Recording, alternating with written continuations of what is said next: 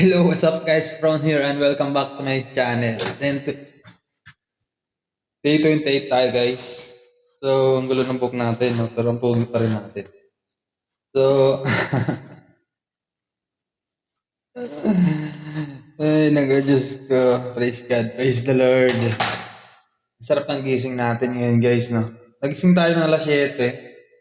Tapos, feeling ko ang bigat ng katawan ko. Tapos, ang sakit ng mga katawan ko.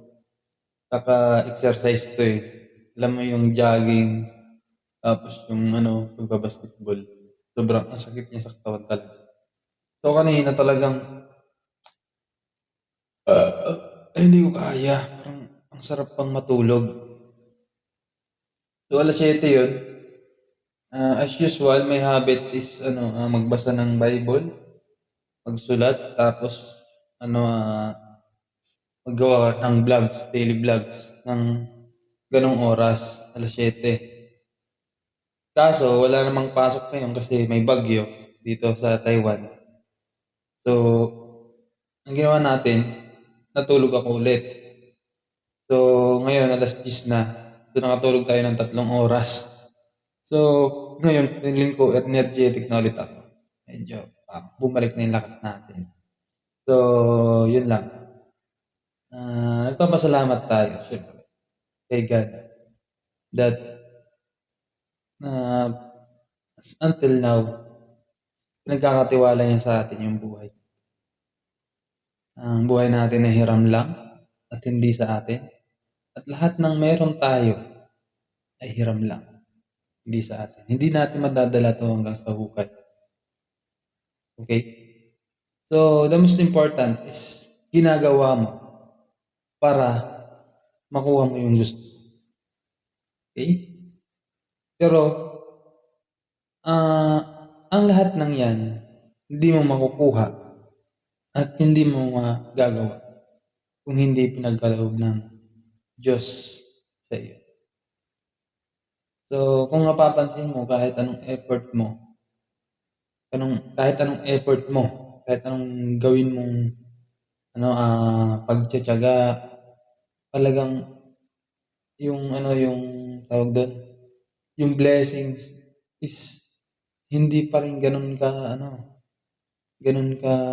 blessed. Hindi ka masyadong binibiyayaan ng Panginoon dahil kung malayo ka sa Kanya, talagang hindi niya ibibigay yun.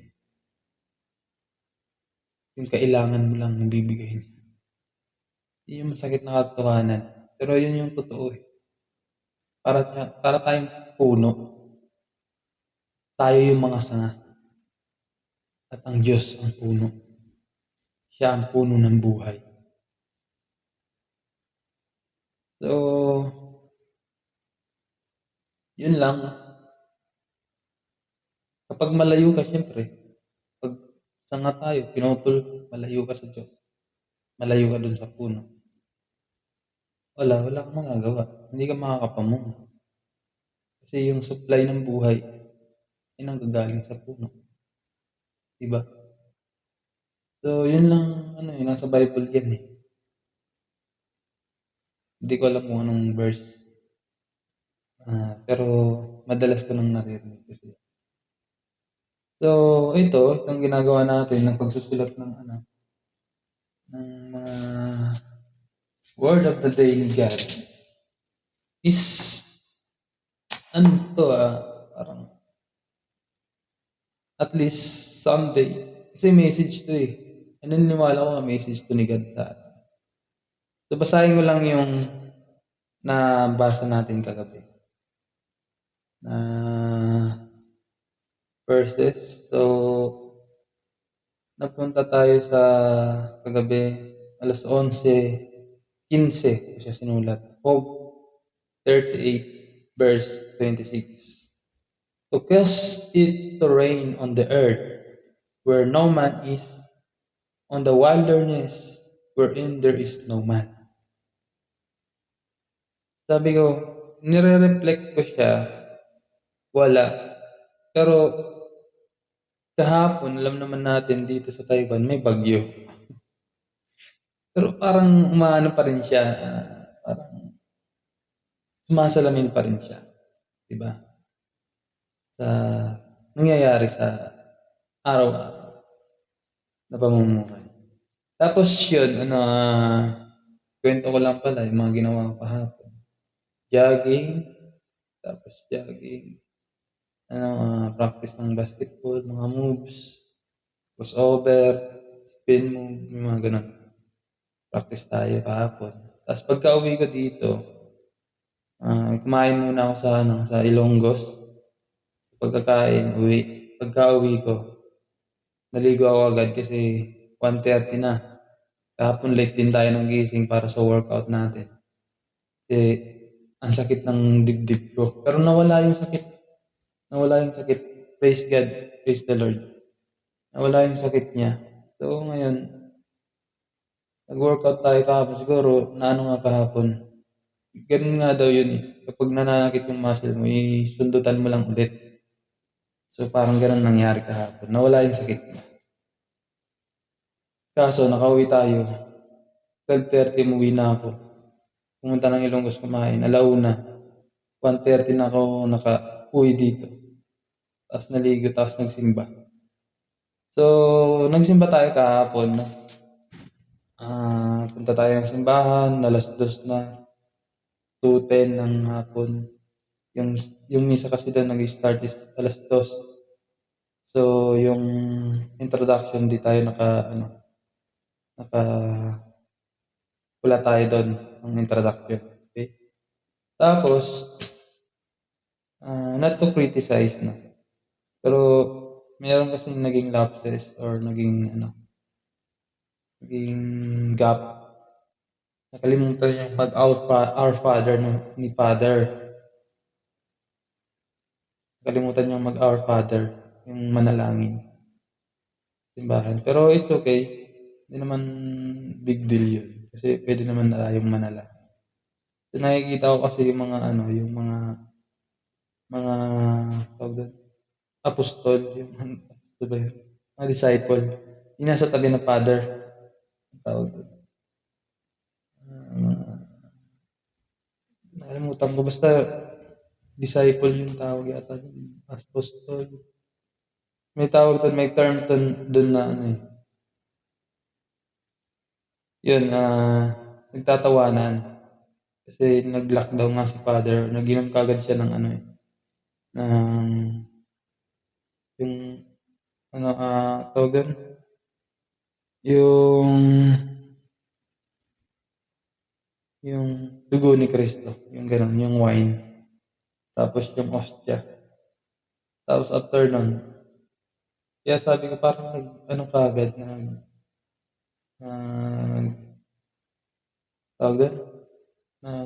Peace be with you kagad.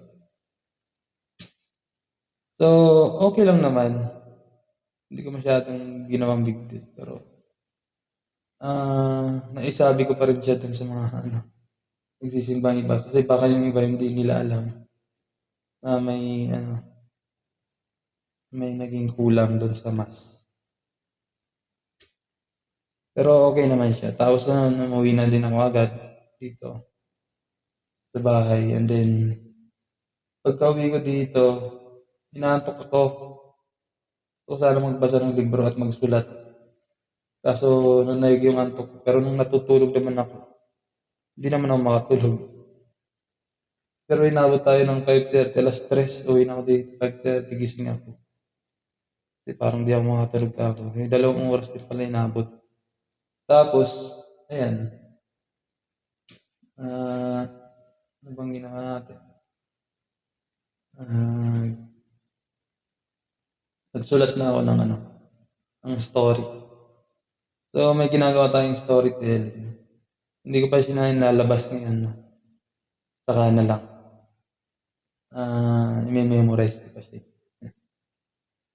So, ayan, yan yung nasulat kagabi, no? To cause it to rain on the earth where no man is. So, nag-uulan nga kahapon, no?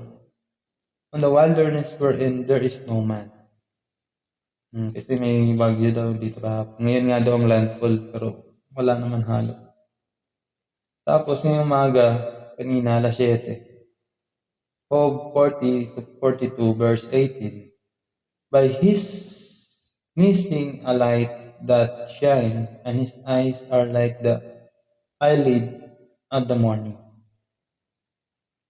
Tapos nire-reflect ko siya, parang hindi siya ma-connect sa pero parang nasilaw din kasi ako kanina, yung pagbukas ko ng ilaw tapos alam mo yun yung eyelid.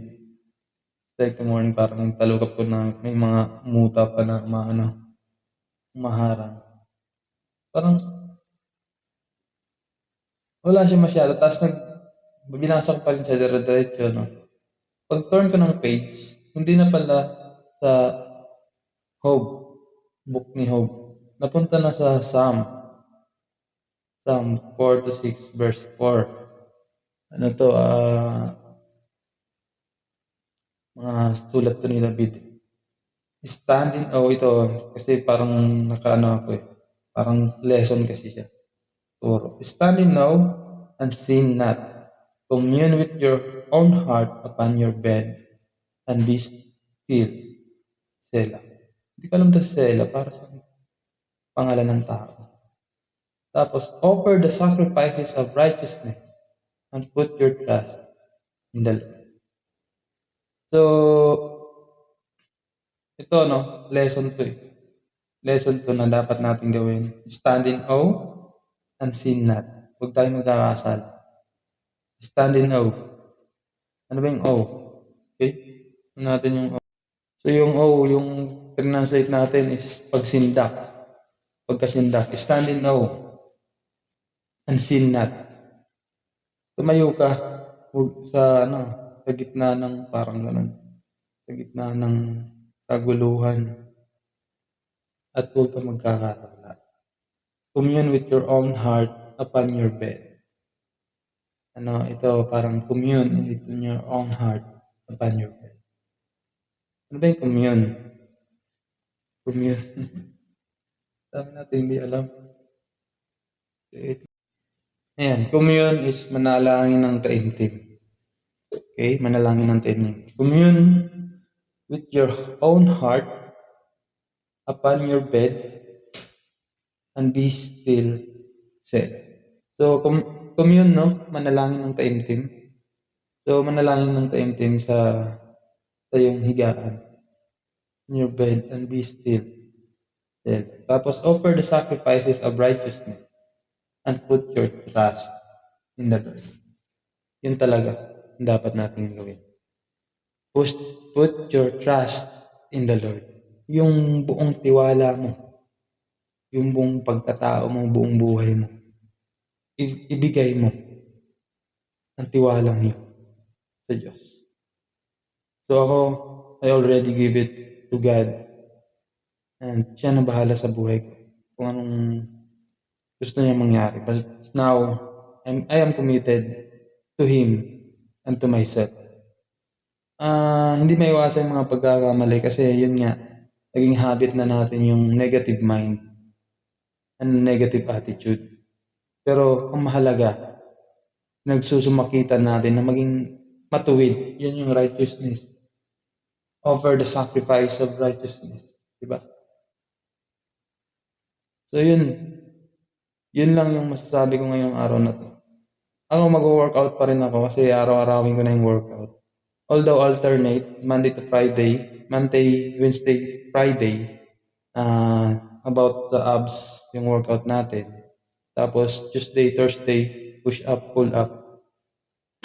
Yun yung gagawin nating exercise, daily routine. So ngayon, tuloy pa rin, no? So kung may pasok ako kanina, baka kanina nagawa ko na siya. So ipipilitin kong bumangon. Walang pasok, kaya bumawi ako sa tulog.